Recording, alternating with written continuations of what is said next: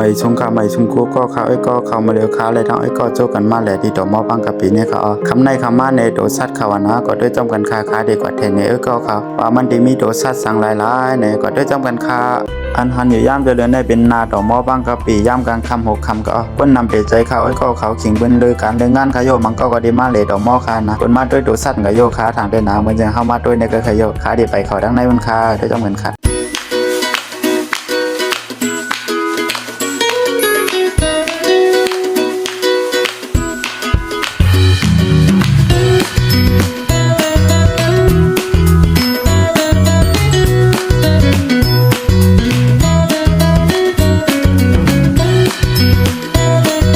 มาถึงเยาเขาไอ้ก็เขาถึงเยาขึ้นคนละเรือนมากก็มาญาใส่ป้ายมันดีๆค่ะในคันเดียป้ายมันมาเหลียวขามีใหญ่ตั้งน้ำมันค่ะในนาตั้งนานบดีเมื่อด้วยเขาด้วยสนสัตว์ตั้งในมันค่ะก้นมาเหล่นำเบ็ดใจเขาไอ้ก็เขาใครฮู้เจินเป็นมีดุมีล่างอ่อนดุอ่อนล่างบนมาเหล่ดุอ่อนจะน่าเกียกด้วยนะเขารู้เนาะเตรียมดุอ่อนก้นลงค่ะนำเบ็ดใจเขาไอ้ก็เขาด้วยจำกันค่าดิไทยในว่าได้มีโดสัตว์สั่งหลายกันนะ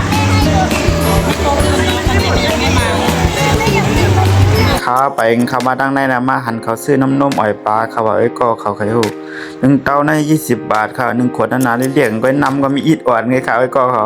ข้าก็ได้จำเลี้ยงได้บายแต่เต้าค่ะข้าก็ซื้อเอาแต่20 บาทที่ก็อ่อยปลาค่ะโดยจำกันคณะปลาดีหักหนาค่ะเนี่ยนะได้เลี้ยงนมปลาเนี่ยมันต้องไม่นะมันนะอ๋อหลุดเสียงกิ้มว่าจะจับวะ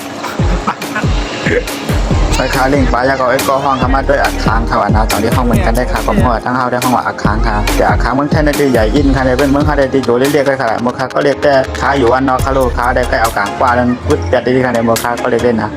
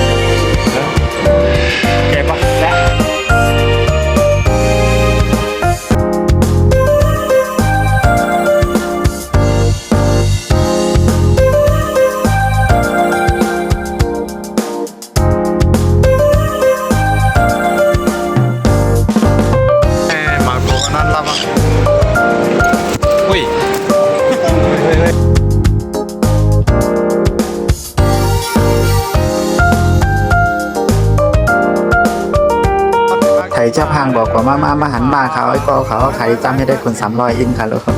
สุขาเกิดมาในคำตอนในขี่ไม้บอกเลยอยู่ในหลังไม้บอกกันนะอันใครขี่ไม้ย่ำไปเลยในเป็นพอกันตั้งสุดของขาคันนี้นะไอ้ก็เขาใครหูไอ้ขาขี่ยาวขาก็ปันเขาก็อาหารไม้ก็20 บาทเลยขาก็ลงไม้ใครวะมันนั้นมันไม่คันใดครับยำขี่ไม้มันก็ลูกใครคึกแหวนกับเขาโดยก็คาได้มาเรียนงูเขาได้นะคาได้มาขี่มาทำมาเรียนงูนั่นนะโดยมันดั่งยับโกอิดขนาดงูนั่นนะก็ดั่งมันยิบนกยิบหนูคำหม้อคาได้พาได้มกคาก็เรียกได้ขันคาได้ยำปลายกับงูกันเลยตั้งแต่นั้นมากับงูเนี่ยคาโกยเปิ้นขาว่าก็เขาเมื่อเลี้ยวขาก็มาอยู่ไว้ตั้งน้อยขาไว้ขาโดยสวนสัตว์ยาวว่าขามาอยู่ไว้ดีตั้งของเรียนตั้งเรียนลูกอ่อนในกันเลยยังป้นลงลูกอ่อนเรียนได้จำกันหมดขาดีมาเขาเรียนกาค่ะโดยจำกันขาเนาะว่าขาดีเรียนสั่งหลายค่ะเนาะดีดังในดอกมอดังกับปีในเขาลูกอ่อนป้นลงเรียนได้จำกันหมดค่ะ